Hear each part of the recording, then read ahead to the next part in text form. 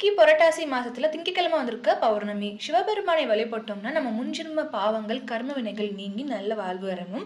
அதுக்கப்புறம் ஓம் நம சிவாய சீரீஸோட எபிசோட் 4 பார்க்கலாமா? நானதேது நீயதேது நடுவில் நின்றதேதடா, கோணதேது குருவதேது கூறிடும் குலாமரே, ஆனதேது அழிவதேது அப்புறத்தில் அப்புறம், ஈனதேது ராம ராம ராம வென்ற நாமமே. ஓம் நம சிவாய ஓம் ஓம் நம சிவாய ஓம் நம சிவாய ஓம் ஓம் நம சிவாய. இந்த அழகான பாடல் வரிகளோட மீனிங் பார்க்கலாமா? நான் என்று நீ சொல்வதும் நீ என்று நான் சொல்வதும் எது?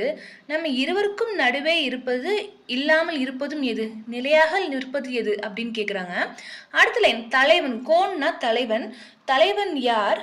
குரு யார்? இதை சொல்லுங்கள் சீடர்களேன்னு சொல்றாங்க. தோன்றுவது அதாவது பிறப்பது எது? அழிவது எது? இது எல்லாத்தையும் கடந்து அப்பால அழியாமல் நிற்பது எது? ராம ராம ராம ராமா அப்படின்ற நாமத்தை சொல்லி இந்த பாடலாசிரியர் முடிக்கிறாரு.